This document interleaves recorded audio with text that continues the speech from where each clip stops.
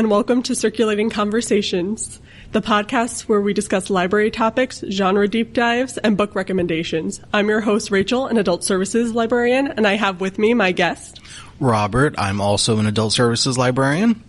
And today on Circulating Conversations, we're going to be talking about book-to-movie adaptations. So in honor of J.R.R. Tolkien's birthday month, we're going to be talking about the adaptations of Lord of the Rings and The Hobbit.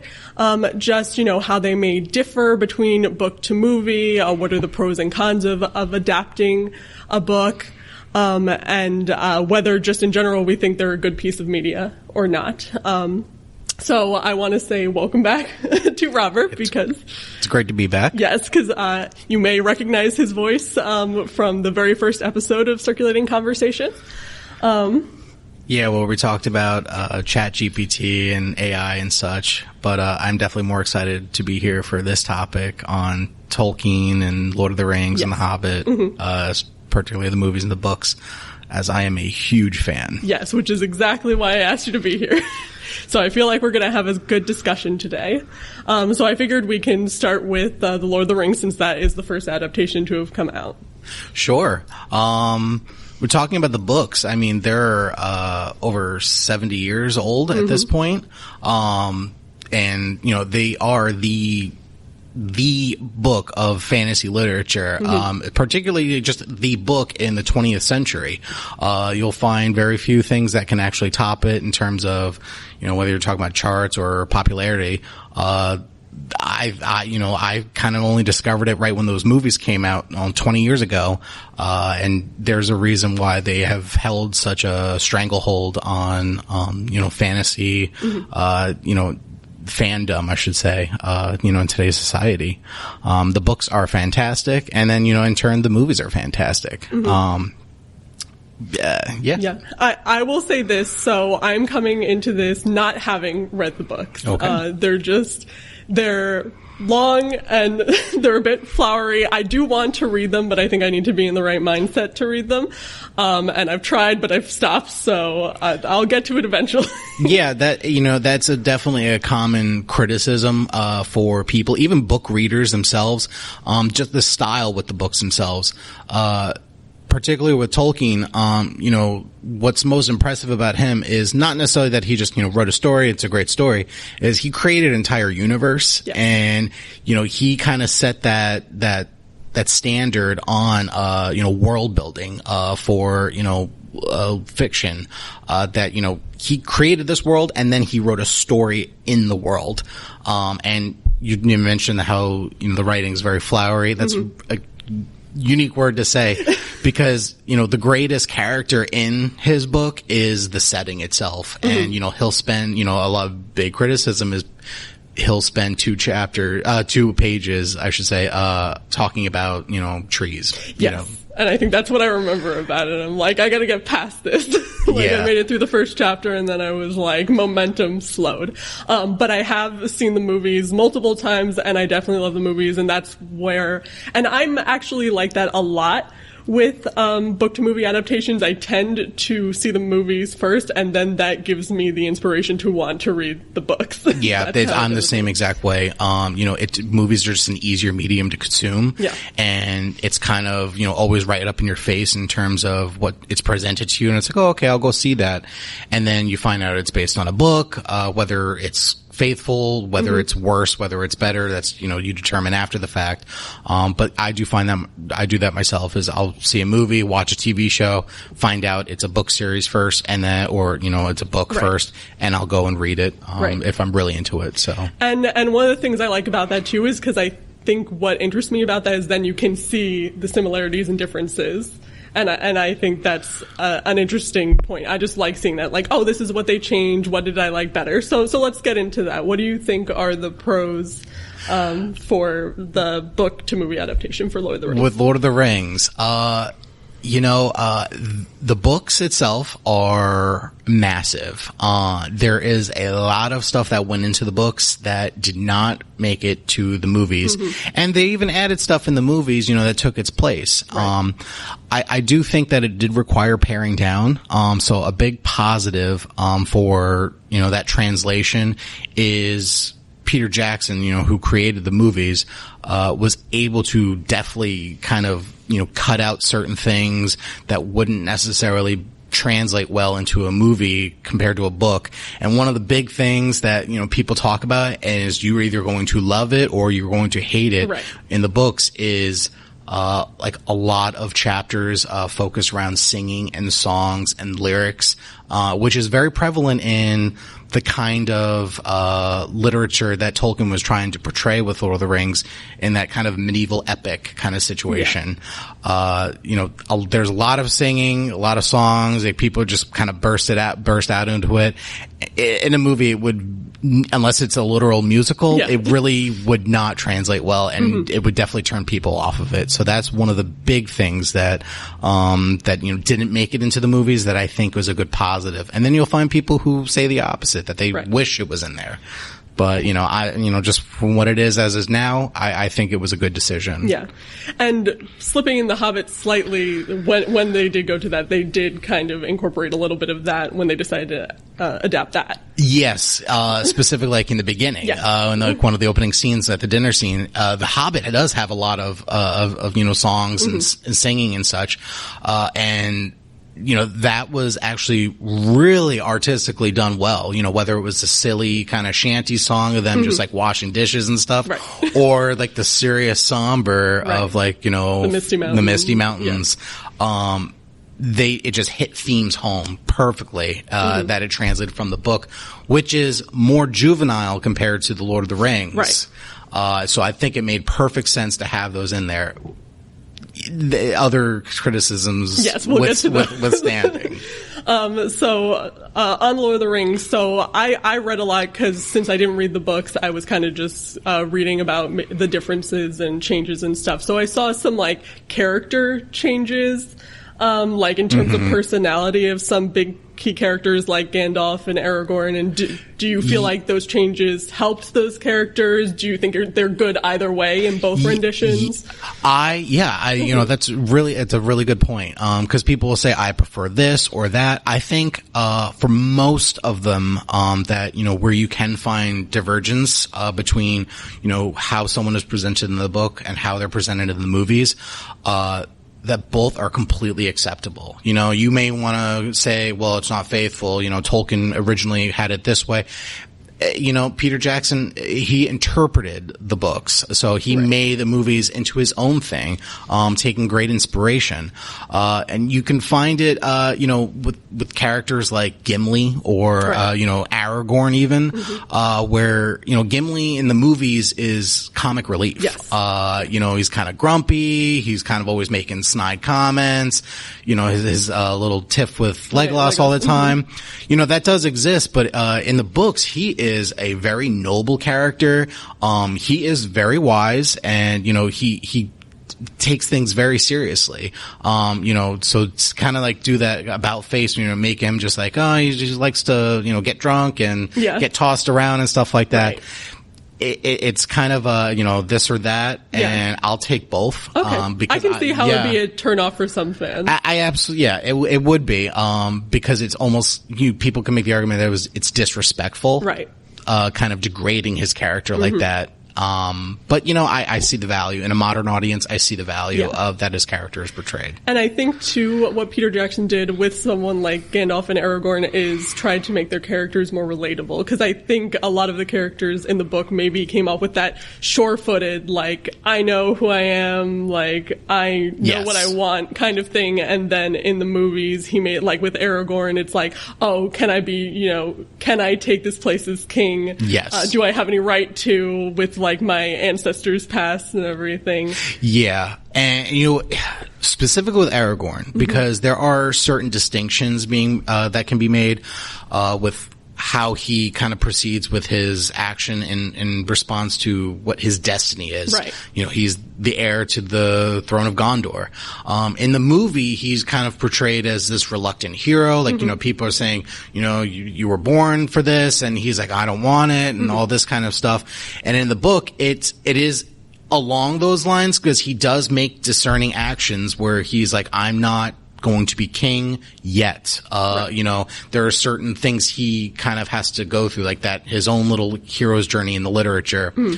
But, you know, for one defining detail of both the book and the movie is his sword. Right. Because in the third movie, in the movies now, he gets his sword Anduril, which is the reforged Narsil, which is the famous blade that cut Sauron and defeated him.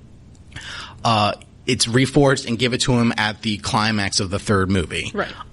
You know, this is when he accepts his destiny. Whereas in the books, it is reforged and he's held on to it, but it is reforged before the Fellowship actually takes out. So in the Fellowship of the books, he has the sword. So he already recognizes what his role is in the world. And, you know, there's that reluctant hero in both. But, you know, I think it's more pushed in the movies. Right. And I agree with that. Yeah. So as far as cons for The Lord of the Rings, what do you feel that they didn't do as well on? You know, there are a few, I would say, kind of omissions and kind of like pacing with the story. For the most part, you know, it's not an issue throughout the whole movie. One of the biggest criticisms is how the movie ends. How the last movie ends. Yeah. You know, it's, you know, people say like, oh, I thought it ended, but then, you know, it just kept going, and then I thought it ended. So, you know, the famous 5 endings. It makes perfect sense, though, like from a plot perspective, that there do need to be these closing chapters of all these characters. Yeah. Because it's not just one person that, you know, happily ever after. It is a total ensemble. Yeah. Everyone has to kind of get their kind of farewells, their epilogues. I would love to have even seen even more. Like, you know, Aragorn's crowned king, the hobbits return home. Right. Frodo sails west with the elves and Gandalf. You know, that's kind of hitting all the major points of what the scenes were in the movies. But a lot more actually does happen that's explained in the books. And that's a kind of a detractor is I would have been happy with more endings. Right. You know, there's a whole huge chapter omitted from the books into the movies. Are you talking about the scorching of the Shire? The scouring of the Shire. So when the hobbits come back, it's completely taken over. The Shire, Saruman wasn't killed off yet. He had come to the Shire and he had taken it over. And it's the hobbits and the lessons they've learned, inspire the other hobbits to essentially rebel against him and to kind of overthrow him to reclaim the Shire for them. You know, that is, people consider that to be like the thematic climax of the story, even though it's almost at the very end. It's because it's, you know, the hobbits coming into their own, as opposed to just tagging along on the adventures of the other characters. Right, because as you were explaining it, I was thinking that because just in general, they're meant to be, you know, like the peaceful creatures that don't seek out adventure. Yeah. And then they're standing up for their home. Yeah. You know, because they have their moments throughout the whole story, but you know, it's kind of something that you're like reading and you're like, oh my, it's like, oh, a cheer-worthy moment as it's going on. And the fact that they omitted it, it's disappointing, but totally understood because it would have just added another half hour to the movie, 45 minutes, if they wanted to do it justice. So right. Well, they never did add that, but there are extended cuts of The Lord of the Rings. Do you think that those extended cuts help it as an adaptation? Is it? 100%. Okay. The only way to watch Lord of the Rings is the extended editions. Okay. You know, those movies could be 5 hours long each, and I would watch them. Well, they almost were, I think, with the extended cuts. Well, one of them was 4.5 hours. Yeah, the last one. But, you know, just the theatrical release, they're fine. They're totally watchable movies, but I think it just adds so much more to the story to watch them extended. You just have to be dedicated to sit there and be okay watching a 4-hour movie. Yeah. And then I think we can both agree that just as movies on their own, even if they weren't adapting something, they're just awesome movies. Yeah. Oh, well, I think the record sets for itself, you know. Yeah, I mean, yes. Most Oscar sweeps and, you know, the most tied for the most Oscar wins and, you know, nominated for all of them and won in all categories for Return of the King specifically. You know, the accolades are there, the fans there, the money is there, you know, everything that poured into it, it paid off. Yeah. I think Peter Jackson, and I think the world recognized that Peter Jackson did a great job with the movies. Absolutely. So let's kind of shift then to the fairly more recent adaptation of The Hobbit, which I have read The Hobbit. It's been a while, though. It was like, I think, senior year of high school was when I read it. Yeah, just how do you feel about those movies? The Hobbit. Everyone always kind of pondered, would they make The Hobbit after Lord of the Rings? And sure enough, 10 years later, they did. It was mired. There's the stories about it mired in production hell. Right. However long it took for them to actually make it, going through directors until Peter Jackson actually did finally get the go-ahead to, like, step up and kind of reclaim it. And ultimately, to me, it became an ultimate failure. It made money. It was promoted and stuff. People have their likes about it, but I think in comparison wise to Lord of the Rings, it is not that good.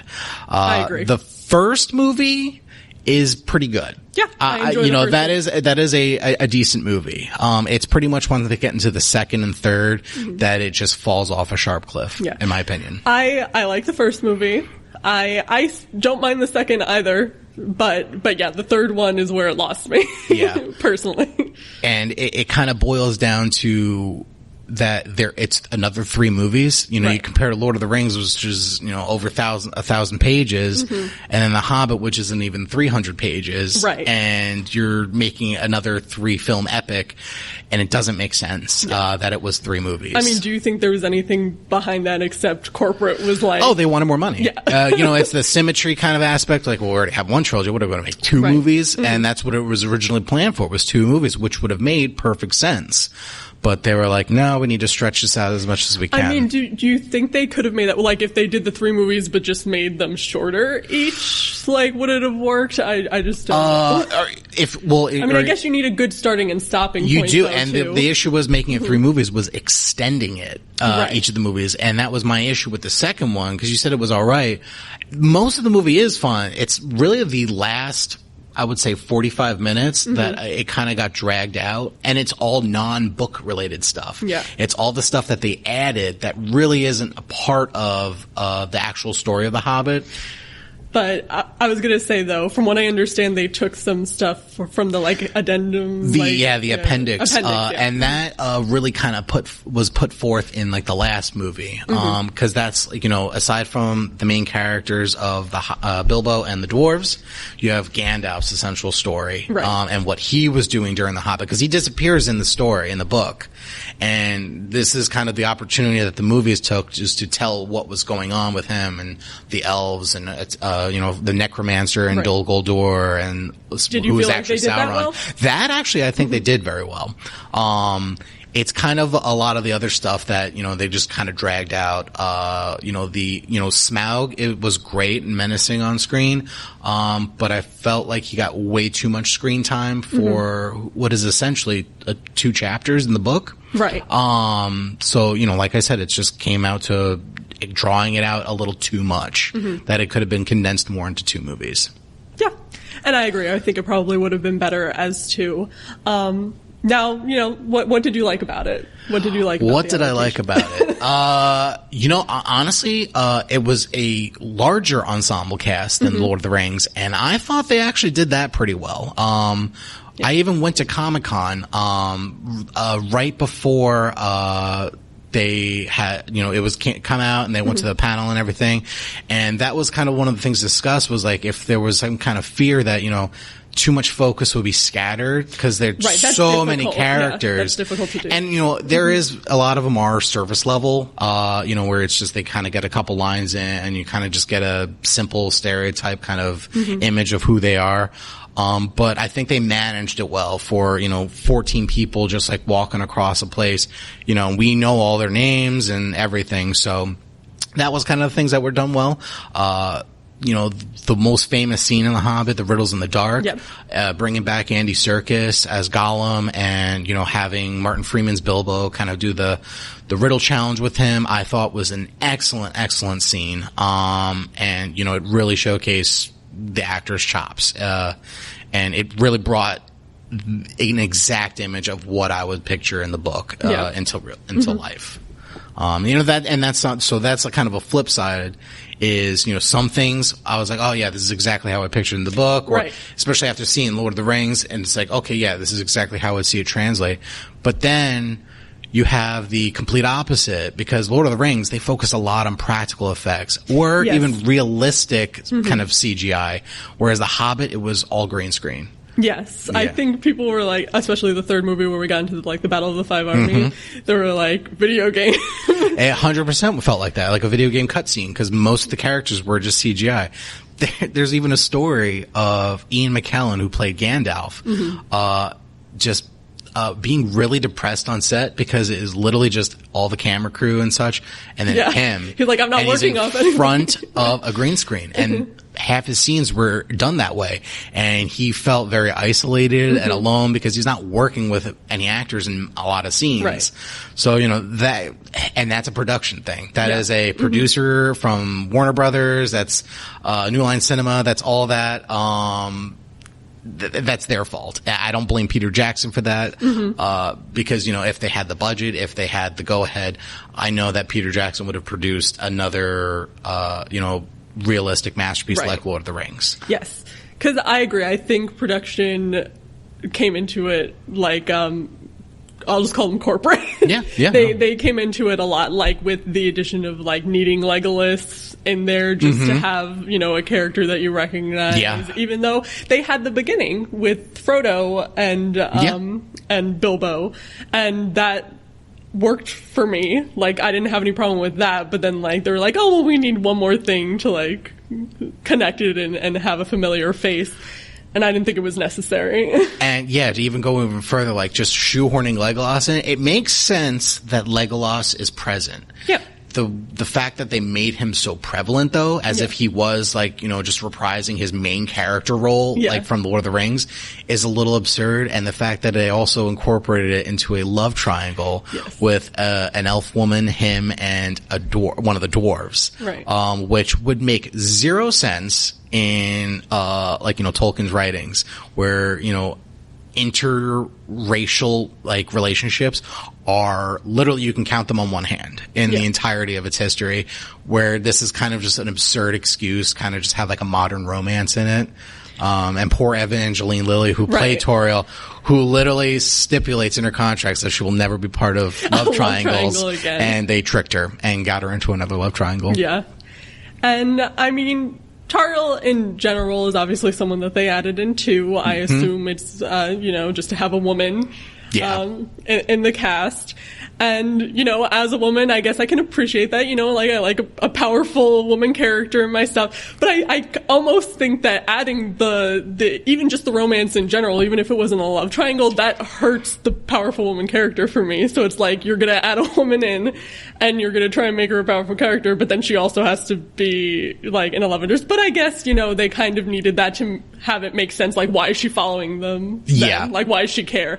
But I feel like she could just care on the basis of her being a good human being and wanting to help her, people get their home back or something. Yeah, that comes down to a writing issue, because it's a brand new character. It's not something that they have source material based on. If they had someone writing a script where, there could be a more in-universe plausible explanation of having Toriel involved in the story.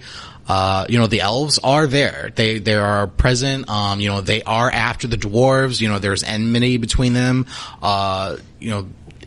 Having her just kind of this guy's kind of cute. This dwarf's kind of cute. Let me just make sure he's okay. I just also thought the romance wasn't good. I guess if it was a good romance, it just wasn't believable. Yeah. It just wasn't believable between some elf who met some dwarf literally in a cell, and then all of a sudden, she's in love with him because he gave her a stone. Right. And it's just a little some cheesy lines, star-crossed absurdity. Yeah, and it was very cheesy and very unrealistic, even in universe, where you compare it to Aragorn and Arwen's love story, which literally, they definitely pumped up more in the movies than in the books. Right. It exists, but it's just kind of Arwen exists. She's kind of in love with Aragorn, and at the end she does show up and marry him because he saved the day. Whereas in the movie they kind of hash over their relationship, and the struggle between a man and an elf, working together. Yeah. Whereas they crammed all the stuff in The Hobbit in with like half of a movie. So. Right. And on the topic of characters that they kind of added in that were definitely mentioned in the book but did not have a big role, Azog. He's supposed to be dead. Yeah. So they kind of played like the whole switcheroo stuff with a lot of, the orcs, Azog, the Defiler, he is the one that fought at the Battle of Moria in the flashback sequence, where, Thorin got his famous shield and, all that stuff. But he does die. And so, they just kind of, played, that he didn't die, right. they wanted a bad guy. Mm-hmm. And it's easy just to carry someone over from the past. Yeah. Do you think it worked? I don't mind there being like kind of like a bad orc. Mm-hmm. My biggest issue was the fact that he was CGI. Yeah. That was my biggest issue. Like, in Lord of the Rings, they had orcs and Uruk-hai who were not CGI, just huge dudes with makeup and stuff. And they should have done a mix at least. I would have appreciated that. Yeah. Just because it was like, a kind of like I'm watching a video game. Mm-hmm. And that, that it lowers that quality just a little and makes it less meaningful. Because do you think the action is interesting then? Some of it is. Okay. Some of it is, like decent. It's anything that you would see in a movie. And then some of it's a little ridiculous because, specifically, there was one of the scenes with Legolas, and he's like grabbing onto like these bat creatures and flying down, and it's just like over, like I said, just levels of absurdity. I guess that was somewhat reminiscent of him like doing the slightly ridiculous trick of like the skateboarding, sliding down with the shield and stuff. But that was a practical thing. It was a practical thing. He literally got on a shield and slid down the stairs and did that. A lot of those CGI, but it was almost like kind Super of Mario, things. him like bouncing on the jumping, like literally running up a falling bridge. Mm-hmm. Listen, you got to. Maybe I wasn't the audience for this. Mm-hmm. Maybe it was for little kids who would be entertained by this. I don't know. But like I said, everything has their pros and cons to it. Yeah, I agree. And I think we both agree that overall that The Hobbit was not as successful. Listen, I would just say it was not as successful as Lord of the Rings. It clearly was successful. Yeah. It clearly made money. It did whatever the corporate, corporation was set out to do. As fans, and it is divided. It is very divisive. Yeah. Like there are fans who there are fans mm-hmm. absolutely who enjoy it, and there are fans who are like, this is just an abomination, a cash grab kind of situation. Mm-hmm. And I'm myself split on that. Like because I like the first movie, I think that was a great movie, and then the others are. I agree with that latter opinion that it is kind of just a cash grab. Mm-hmm. But it's good. It exists. Right. It's there. Maybe in 20 something years, it'll get redone. Who knows? Not to put you on the spot, but if you have an opinion on this, let's say they did make it the two movies. How would you kind of split up? Like, is there something specific that you would take out, or that you think they spend? Yeah, that's pretty good. A lot of aspects of the book. Mm-hmm. I would die on that hill.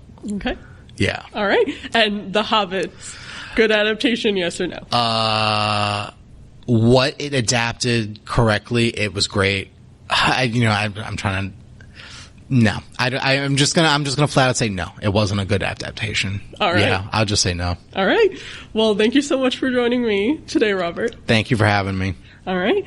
And thank you, everyone, for joining us for this episode of Circulating Conversations. If you enjoyed this discussion and want to hear more, you can find past episodes of Circulating Conversations podcast on the Leesburg Library's YouTube channel.